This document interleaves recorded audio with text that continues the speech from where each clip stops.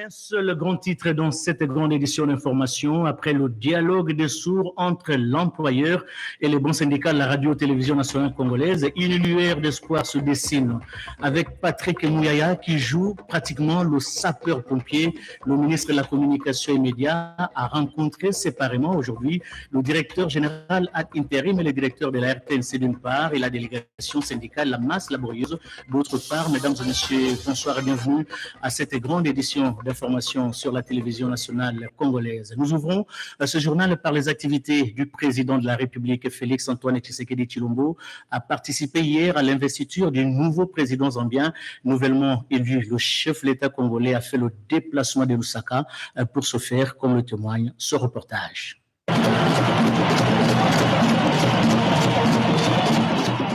Lusaka, capitale de la République de Zambie, a vibré ce mardi 24 août 2021 au rythme de l'alternance politique consécutive à la victoire de Hakainde Hichilema, l'opposant historique à ce jour, âgé de 59 ans. Dans le Heroes Stadium de Lusaka, plein à craquer, les Zambiens ont assisté à la passation du pouvoir entre Edgar Lungu et celui qui le succède pour 5 ans à la tête de ce pays. Plusieurs chefs d'État ont participé à cette cérémonie. Parmi les grands invités, le président de la République démocratique du Congo et président en exercice de l'Union africaine, Félix Antoine Tshisekedi Tshilombo, qu'accompagnait une importante délégation congolaise. Arrivé à Lusaka ce mardi matin à l'aéroport international Kenneth Kaunda, Félix Antoine Tshisekedi Tshilombo a été accueilli à sa descente de l'avion par le ministre zambien des Affaires étrangères et de la coopération. Le président congolais a eu droit aux honneurs militaires dignes de son rang. Ensuite, le cortège présidentiel s'est dirigé au stade omnisport de Lusaka. Dans une cérémonie empreinte d'une ambiance festive, Hakainde Hichilema, président élu, et Madame Mutale Nalumago ont simultanément prêté serment en jurant fidélité, loyauté et respect à la loi suprême du pays. Le nouveau président zambien a reçu des mains du président de la Cour constitutionnelle les emblèmes du pays, à la totale satisfaction de ses compatriotes. Pour la toute première fois, le 7e président de la République élu de la Zambie a eu droit à 21 coups de canon. S'en sont suivis les honneurs militaires et passage des troupes en revue en qualité du commandant suprême des forces armées et de la police zambienne.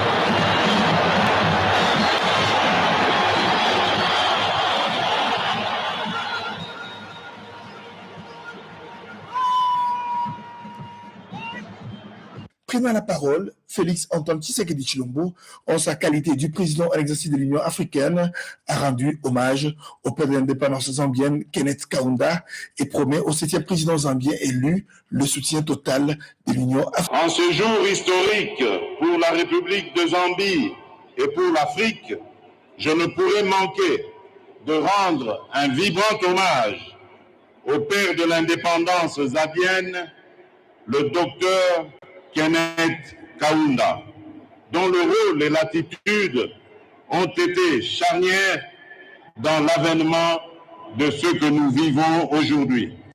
De manière très cordiale, Excellence Hakainde Hichilema, chers frères, je vous adresse mes vives et chaleureuses félicitations pour votre brillante élection à la tête de la République de Zambie. Conscient des défis qui sont les vôtres dès aujourd'hui, je vous souhaite un fructueux mandat et vous assure de l'accompagnement de l'Union africaine conformément à ses missions et à ses compétences. Hakainde Hichilema, homme d'affaires autodidacte, a été élu avec 2,8 millions de voix au terme de l'élection présidentielle de 2021, dont les résultats ont été rendus publics par la Commission électorale nationale le 16 août 2021. Nous l'avions dit en l'ouverture de ce journal, très chers téléspectateurs, les jours passent et se ressemblent depuis 48 heures à la radio-télévision nationale congolaise avec, bien sûr, ce mouvement de grève décrété par le bon syndical. Les dialogues de sourds entre l'employeur et le bon syndical a paralysé la grande machine de l'audiovisuel congolais. Un véritable sapeur-pompier, Patrick Mouyaya, est passé aujourd'hui et pour éteindre le feu qui a pris des allures inquiétantes. Description de l'ambiance éclairée aujourd'hui dans ce reportage signé Edi Chala et rendu par Yvette Makuntima. Le soleil s'est couché ce mercredi 25 août 2021 après avoir fait un ravage sur des agents de la radio-télévision nationale congolaise épuisés, exténués par une longue journée de grève. Contrairement au premier jour, aucun accès aux travailleurs n'a été autorisé depuis 6 heures du matin pour justifier un service minimum et pourtant prévu par les grévistes eux-mêmes.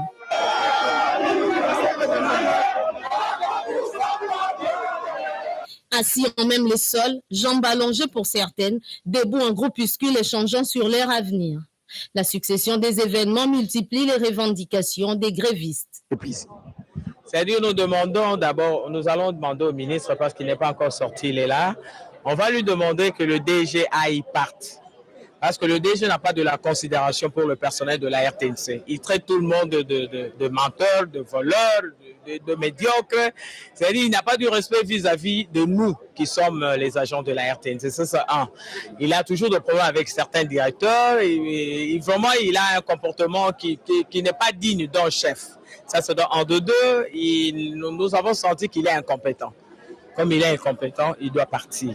C'est ça la décision du personnel qui est ici. Alors, la délégation syndicale a des revendications. Le salaire, la redevance, la CNSS, les 25% qui étaient restés et la nouvelle grille barométrique qu'ils ont proposée à la tutelle. Nous attendons à ce que cela soit fait. C'est-à-dire que le ministre prenne les choses en main et avec son collègue du budget qu'il fasse quelque chose pour nous. C'est ce que nous attendons. L'arrivée du ministre de la Communication et des Médias, Patrick Muyaya Katembwe, en fin de journée, donne une lueur d'espoir à certaines des grévistes.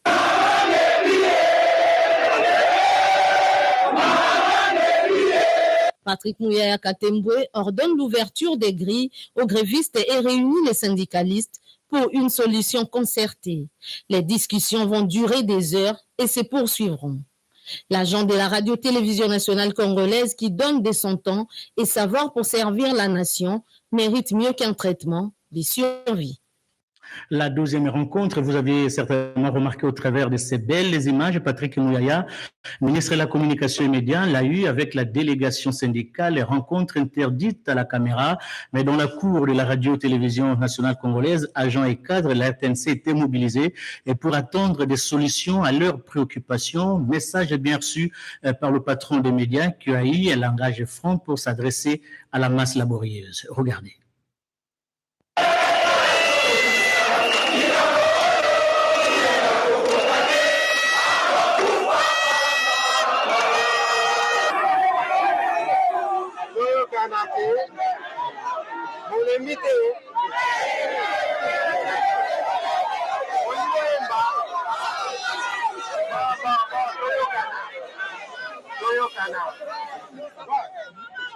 Bomonique, nakomaki awa depuis 14h30 15h tisiko tozali. Boyebi ke biso tozalaka, tozoyokana. Ngana linga okende makambo milayi mingi te. Na sololi na ba délégués syndicaux na bino sur ba préoccupation nyonso oyo ezalaki na kati ya memo na bango to trouver ba réponse. Lobi na tongo mpona makambo etali solde. Lobi na tongo nga moko na kozala na séance de travail na ba délégué na bino bakoya 20 heures. Tokovanda tokotala protocole d'accord oyo esalamaki na kosala rapport na mokonzi ya mboka mpo totrouve solution na likambo etali solde mpona oyo etali budget 2022. Na budget 2022 tosi tointégré nouveau barème et d'ailleurs lobi tokosala réunion technique bakopesa bino rapport. Leo nakomaki awa nayoki nzembo boyembi nayoki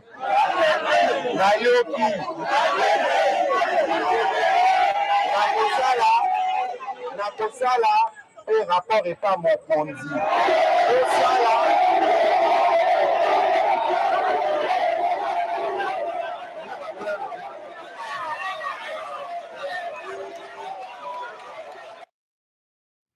Et puis, le ministre de la Communication a rencontré également, nous l'avions dit, le directeur général ad intérim de la RTNC.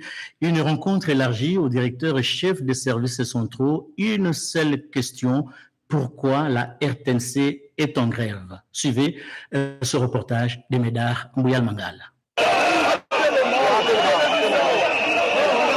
Près de 3 mois après sa nomination à la tête du ministère de la Communication et des Médias, Patrick Mouyaya était face au corps des directeurs dans une circonstance assez particulière. La grève qui a paralysé tous les services à la RTNC. Cette initiative était à la fois une interpellation des animateurs de direction, mais aussi un moment d'échange pour rassurer sur la volonté du gouvernement Sama Lukonde de moderniser cet outil de travail et de porter au loin l'image de la RDC et de ses institutions.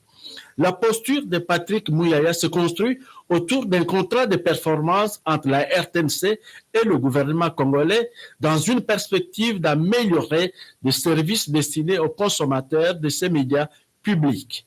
Après des questions salariales et autres avantages matériels, après la modernisation de l'outil de travail, l'essentiel sera focalisé alors sur le contenu. Dans une démarche basée sur la transparence, le ministre de la Communication et des Médias s'engage dans la résolution de ces conflits de travail à travers un débat public, de manière à ce que le public congolais comprenne ce qui s'est passé.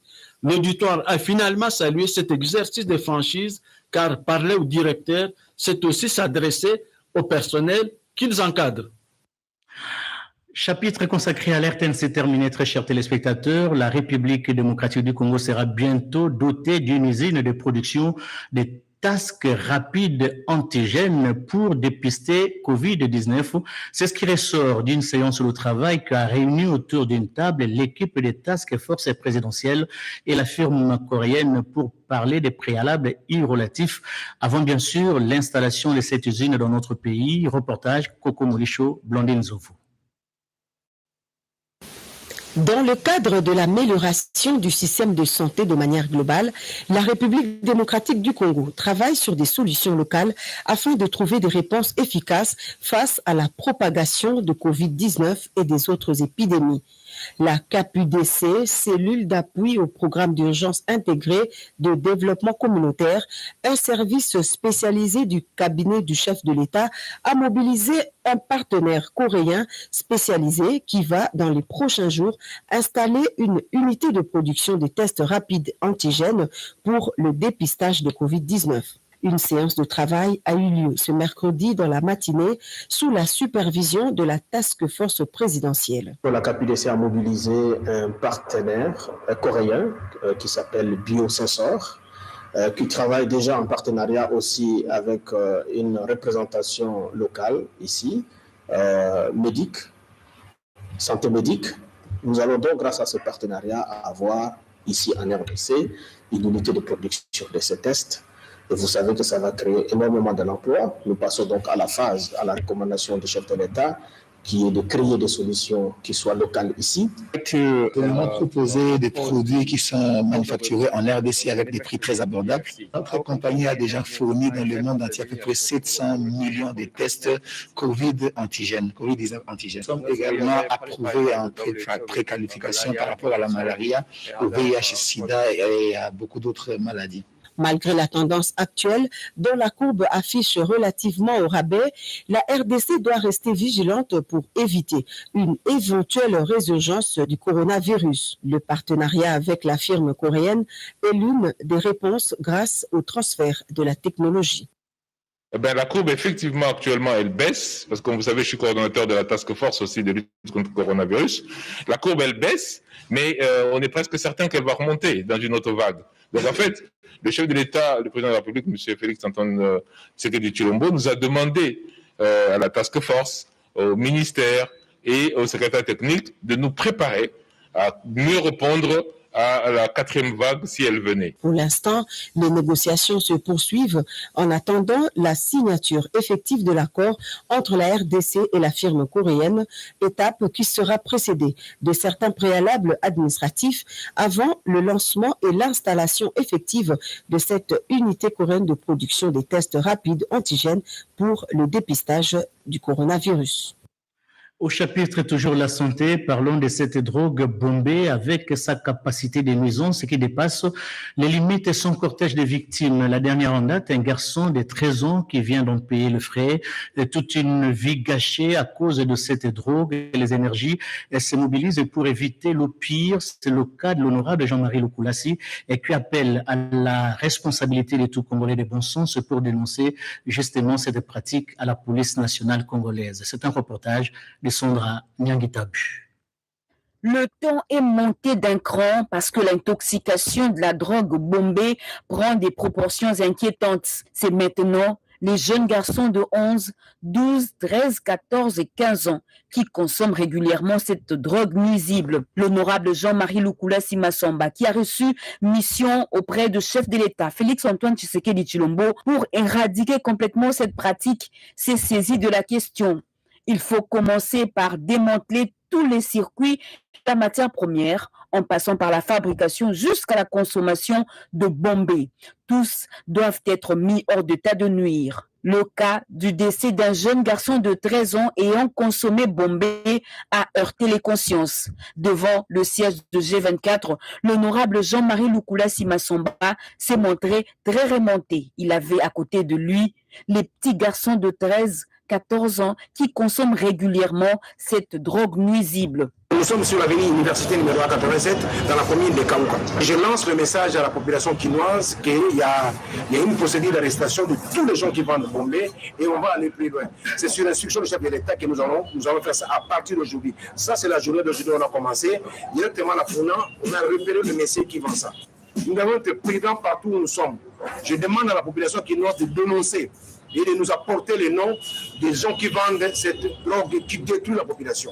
Toutes les autorités sont donc mobilisées comme un seul homme pour éliminer Bombay qui détruit silencieusement, mais très certainement toute une génération. Et poursuivons ce journal avec la Semaine congolaise du tourisme, activité à circonscrire dans le cadre de la célébration de la Journée mondiale du tourisme. Les manifestations sont prévues du 27 septembre au 3 octobre prochain et cela se passera dans la province du Lualaba à Kinshasa. Les préparatifs vont bon train, comme le confirme ce reportage. La salle de réunion du ministère du Tourisme a réuni ce vendredi 20 août 2021 autour du directeur de cabinet adjoint du ministre du Tourisme, la directrice intérimaire de l'Office national du tourisme, qu'accompagnait une équipe constituée des experts du secteur du tourisme. La rencontre a mis à profit aussi le membre du cabinet du ministère du Tourisme.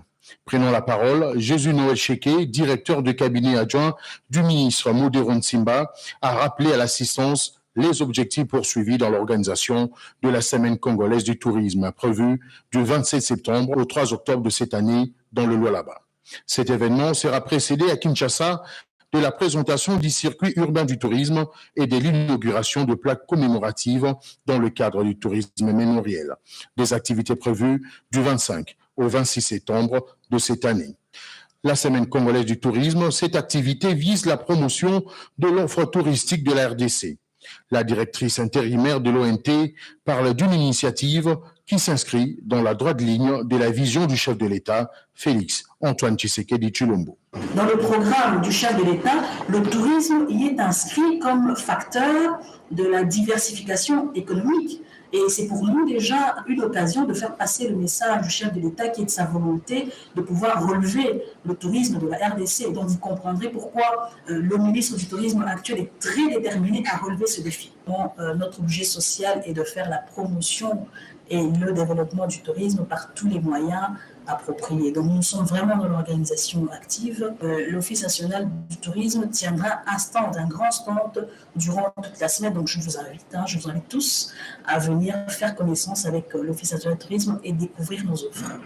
Du 26 septembre au 3 octobre 2021, le Lualaba sera la vitrine de la RDC. Les 26 provinces du pays de Fachi y sont attendues pour parler investissement et industrialisation. Expositions et visites guidées sont aussi au rendez-vous. La Semaine congolaise du tourisme se veut également une vaste foire vendeuse de l'atout touristique de la République démocratique du Congo.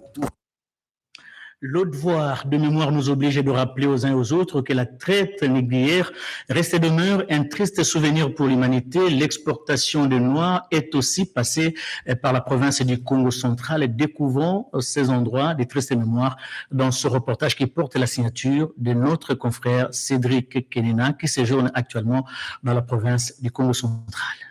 L'image a été toujours sidérante. Des personnes alignées, enchaînées, pieds et poings liés. La traite négrière reste la plus grande tragédie de l'histoire de l'humanité.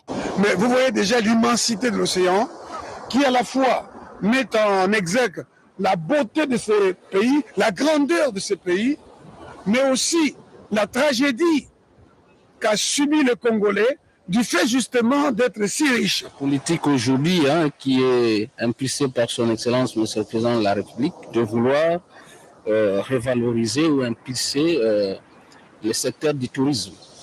Et là, nous sommes pratiquement dans le secteur du tourisme mémoriel. Ça nous intéresse au plus haut niveau. Tienfounou dans le Congo central, point des cantonnements des esclaves congolais pour un voyage vers l'inconnu, au-delà de l'Atlantique. Les comités scientifiques du projet international de l'UNESCO, la route des esclaves, exhument cette mémoire commune pour valoriser ces sites. La forêt de Voula, à quelques mètres de l'océan Atlantique.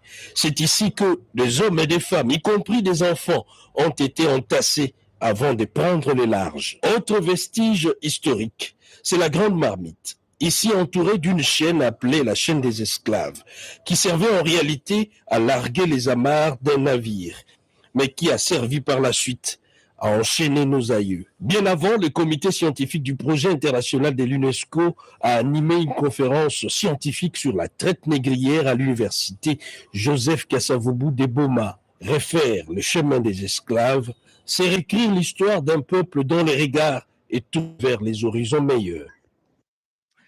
Environnement mieux, aménagement dans ce journal pour parler justement de cette vaste campagne de vulgarisation de la politique nationale de l'aménagement du territoire. Le coup d'envoi a été donné ce mardi par le ministre d'État en charge de l'aménagement du territoire, Maître Guy Luando. Kisangani et Buta sont les premières villes concernées par cette vaste opération. Suivez ce reportage. Lancement tour à tour de la campagne de vulgarisation de la politique nationale de l'aménagement du territoire ce mardi 24 août 2021 à Kisangani dans la province de l'Achopo et à Buta dans le Bazouélé par le ministre d'État, ministre de l'aménagement du territoire, Maître Guy Luando Mboyo.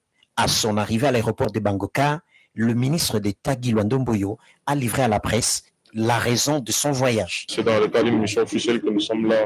Mais les travaux vont durer une semaine. J'ai déjà ici avec moi une bonne partie de mon administration, principalement le secrétaire général de mon administration, ainsi que le cadre des experts du ministère qui vont rester pour faire un travail de collecte de données, pour échanger avec toutes les couches de la population qui sont concernés par le processus de la réforme de l'aménagement du territoire.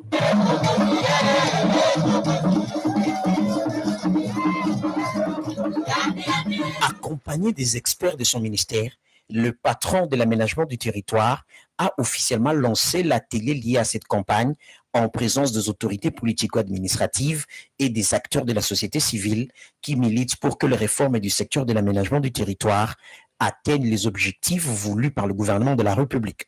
Tout le monde souhaitant un bon travail. Je vais bien ouvert l'atelier sur la vulgarisation, sensibilisation et mise en œuvre de la politique nationale d'aménagement du territoire.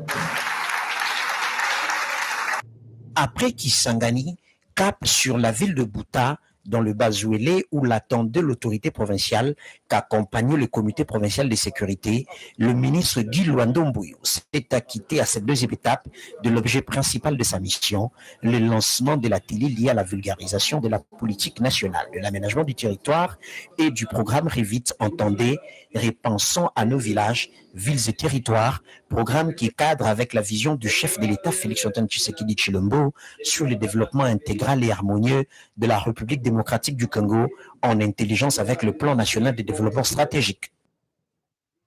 L'unité et la cohésion nationale, c'est bien le message adressé à la notabilité du Kassai oriental par la ministre et près le président de la République actuellement en séjour dans cette partie du territoire national. Le ministre près le président de la République, Nana Manouanina, s'est adressé ce lundi 23 août à toutes les couches sociales de la province du Kassai oriental réunies dans la salle de réunion de l'hôtel métropole du Kassai, en présence de Madame le gouverneur de province intérimaire, Jeannette Longa Moussamba, du président de l'Assemblée provinciale, Athanase Kabongo Malebongo, occasion propice pour elle de transmettre à la population du Kassai oriental le message du président de la République dont elle est porteuse. Bien avant, l'envoyé spécial du chef de l'État, Nana Manouanina, a brossé succinctement l'état des lieux de la province du Kassai oriental minée par des conflits, des divisions, des discriminations qui ont ruiné la province jusqu'à l'état où elle se trouve aujourd'hui. Situation qui inquiète au plus haut point le chef de l'État, Félix-Antoine Tshisekedi Tshilombo. Le président est très inquiet parce qu'il s'est rendu compte que le pays va très mal. On a trouvé le pays dans un état pas bien. Le trou est tellement profond que ça demande du travail et des personnes capables d'aider à ce que nous puissions avancer. Comment vous accompagnez les chefs? Tout ce que vous faites là ne l'accompagne en rien jusque-là. Pas de cohésion, pas d'amour du prochain, pas d'unité, et vous dites, vous accompagnez les chefs. Comment vous l'accompagnez? Les chefs veulent que nous puissions nous rendre compte. Personne ne viendra construire le Congo si ce n'est nous-mêmes. La ministre invite les forces vives de la province à la prise de conscience. Il m'a dit de vous dire que tout Congolais doit se sentir à l'aise partout où il est. Pas de tribalisme. Il n'est pas tribal. Soyons unis, s'il vous plaît. Si nous ne sommes pas unis, nous ne ferons rien. S'il n'y a pas de cohésion, tous nos efforts seront jetés dans l'eau. Surpassons-nous. Quel est ce péché qu'on ne peut pas pardonner? Quels sont ces conflits qu'on ne peut pas gérer? Quelques intervenants qui ont sollicité et obtenu la parole ont énergiquement condamné des injonctions de Kinshasa qu'ils accusent à la base de tous les conflits au Kassai oriental. Victime d'un incendie qui a pratiquement bouleversé dernièrement les consciences humaines à l'Institut supérieur pédagogique de Bukavu, les étudiants qui ont tout perdu, hommes, habits et autres objets de valeur, ont été secourus par la fondation Denise Nyakeru qui a construit des maisons préfabriquées au bénéfice de cette communauté étudiante de Bukavu. Reportage. C'est un acte de sociabilité et d'amour à la nation congolaise en général et aux étudiants de l'Institut supérieur pédagogique en particulier. Voilà comment le directeur général de l'ISP Bukavu, le professeur Patrick Mouzé-Somora, a qualifié l'action de la première dame qui a financé les travaux de maisons préfabriquées au sein de son institution. Patrick Mouzé-Somora l'a dit le samedi 21 août lors de la cérémonie de remise officielle par la fondation Denise Nyakeru des maisons préfabriquées pour abriter les étudiants victimes du dernier incendie qui s'était produit à l'ISP Bukavu. Il s'agit de 5 blocs de 3 chambres chacun avec des toilettes et des douches ainsi que d'un hangar qui servira de cuisine.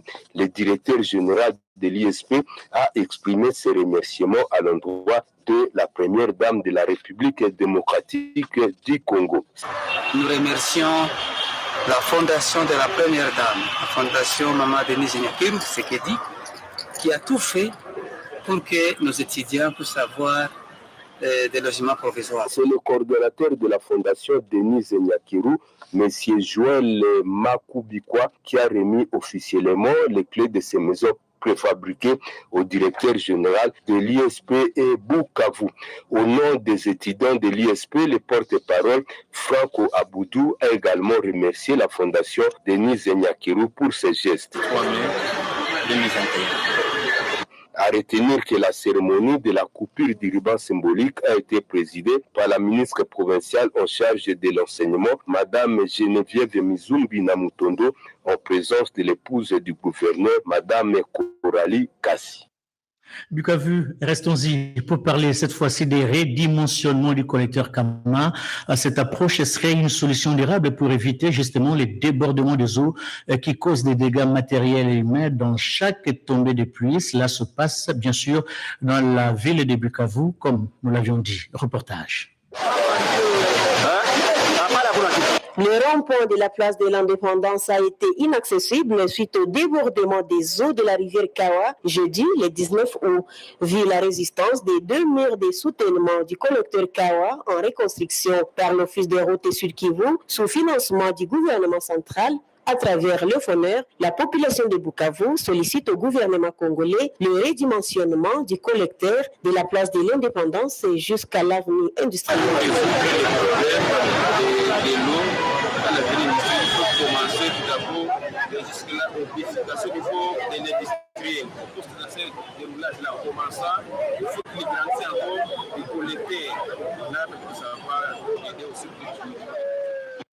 Ces derniers sollicitent le plaidoyer du gouverneur de province, Théo Abidjekassi, auprès du gouvernement central pour que les travaux en cours d'exécution par l'Office des routes donnent une solution durable à la suite du débordement des eaux causant des dégâts énormes à chaque tombée d'une forte pluie. Si ces travaux restent uniquement pour la protection du rond-point de la place de l'Indépendance, situé au carrefour des routes nationales numéro 5, axe Bukavu-Uvira-Kalemi, de la route nationale numéro 2, axe Bukavu-Mwenga et de la route nationale numéro 2, axe Bukavu-Goma, la ville de Bukavu restera toujours sous le choc quand la pluie tombe. Travaux de réhabilitation également sur la route de Lodja et Benadibele dans les territoires mieux dans la province de Sankourou. Les travaux exécutés par l'Office des routes sur financement du FONER, mais il faut renforcer la capacité financière avant le début de la saison des pluies, sinon le pire s'en suivra. Explication donnée par le directeur provincial de l'Office des routes de Sankourou, l'ingénieur Patrick Mabita. On l'écoute. On fait 440 de Dibele, parce que sur cet axe Lodja-Dibele, nous avons en fait 3 chantiers. Le premier chantier, nous l'avons commencé au PK0, du côté Lodja, en venant vers Dibele. Le deuxième chantier, nous l'avons mis au PK75, donc ça signifie au milieu de notre projet. Et le troisième chantier, qui est ici, au PK, nous avons préféré commencer aussi du côté Dibele, pour faire l'ouverture de pistes avec le bulldozer que vous voyez, parce que la route ici n'existe pas. Les camions qui passent par ici, ils empruntent une variante de l'autre côté. Mais nous devons rentrer sur l'axe principal, qui est l'axe que nous sommes en train d'ouvrir, dans lequel on est en train de faire les débroussaillasses, des capages, des herbages, en grosso modo, ce qui est l'ouverture de pistes. Voilà un peu ce que nous pouvons dire de cet axe. Mais nous allons demander à notre partenaire financier de pouvoir un peu essayer d'accélérer avec les décaissements, parce que nous sommes en pleine saison sèche. C'est pourquoi nous travaillons comme ça, sans beaucoup de difficultés majeures liées aux intempéries ainsi qu'à la pluie, en fait. Mais nous craignons que si les décaissements intervient un peu en retard en pleine saison de pluie, ça sera aussi un peu difficile, très difficile pour nous, pour bien travailler comme il se doit. Le chef de l'État, Félix-Antoine Tshisekedi Tshilombo, a pris l'engagement de restaurer la paix et l'autorité de l'État sur l'ensemble du territoire national. La questeure du Sénat, Carole Laguito, a transmis ce message à la population du Bas-Gelé lors de son arrivée aujourd'hui à Buta, une contrée qui mérite une attention soutenue des gouvernements à tous les niveaux. C'était un accueil à l'image d'une entrée dans Jérusalem qui a été réservée ce mardi 24 août 2021 à la sénatrice Carole Laguito Amela, qui a foulé le sol de son Bas-Gelé natal. Cette visite s'inscrit dans le cadre de ses vacances parlementaires, comme le veulent les us et coutumes du Parlement, et pour vulgariser, expliquer à ses frères du Bas-Gelé l'engagement du chef de l'État, Félix-Antoine Tshisekedi, dans la restauration de l'autorité de l'État, la paix sur toute l'étendue du territoire national. Je suis venue pour les vacances parlementaires. Je suis venue remercier une fois de plus la population du Bas-Gelé pour son soutien, surtout pour ses prières, car c'est grâce à ça que je suis devenue questeur du Sénat. et de tous les combats. Leur soutien, leur prière m'accompagnent toujours. Et aujourd'hui, je représente la province du Bas-Ouélé dans l'une des chambres du Parlement au bureau, ce qui est un honneur pour moi-même ainsi que pour la province. J'aurai aussi le temps de sensibiliser la population sur toutes les actions que mène le président de la République, Félix-Antoine Tshisekedi Tshilombo, pour ce qui est de la restauration de l'autorité de l'État, de la paix, de la sécurité. Cette arrivée de la sénatrice Carole Aguito est aussi ponctuée par la remise officielle à la province d'un dispositif d'éclairage public à base d'énergie pour éclairer 5 km de la voie de Bouta au profit de la population. Pendant son séjour, une série d'actions est prévue, notamment la remise des forages d'eau et des crédits à plus de 300 femmes qui exercent le petit commerce dans la ville de Bouta et ses périphéries. Et on termine ce journal par cette visite d'itinérance effectuée dernièrement par le gouverneur ad interim Dio Lomami dans les territoires de Kabongo. Le chef de l'exécutif provincial est allé palper du doigt les réalités socio-économiques qui prévalent sur le terrain. Suivez. Première itinérance depuis sa prise de fonction en qualité du gouverneur ad interim. Vendredi 20 août 2021, Kabamba Ilunga Batame débarque dans son Kabongo natal. Honneur militaire, une foule en liesse lui réserve un accueil délirant digne d'un prince. Le monde a vécu, et c'était du vrai. Le gouverneur ad interim, accompagné des membres de sa délégation, inspecte une unité d'érosion qui se crée au cœur de la cité de Loubiaï. Un malaise au sein de la population lambda. À l'issue de cette inspection, Kabamba Ilunga Batame prend les mesures qui s'imposent et instruit les responsables de l'Agence congolaise des grands travaux pour s'investir sur la situation. La population de Kabongo exulte et salue la grandeur d'âme du chef de l'État, Félix-Antoine Tshisekedi Tshilombo. À la place de la tribune de Loubiaï, Kabamba Ilunga Batame demande à la population de soutenir la vision du chef de l'État, Félix-Antoine Tshisekedi Tshilombo, qui a déjà relancé les travaux de la route Kamina-Kabongo. Oui, cette vision est restée gravée dans la mémoire des Kabongolais qui traduisent leur gratitude au premier citoyen de la République démocratique du Congo qui a mis sa confiance à l'un de ses dignes fils, Kabamba Ilunga Batame Anani.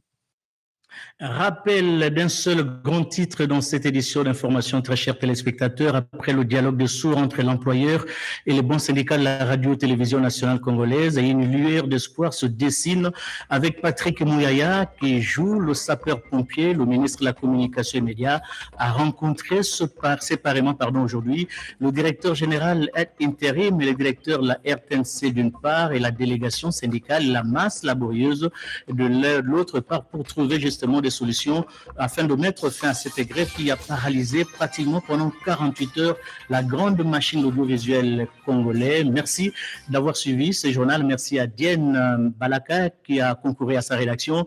Merci à Patrick Kachala qui l'a réalisé. Merci à Jacques Kaboba qui l'a coordonné. Merci également à vous, très chers téléspectateurs, de nous avoir suivis. Merci à toute l'équipe technique qui a été avec nous. Les bonnes habitudes ont repris. Les journaux, c'est 30 minutes fini. Le service minimum, c'est la résultante du passage du ministre Patrick Mouyaya aujourd'hui au niveau de la radio-télévision nationale congolaise. Bonsoir chez vous.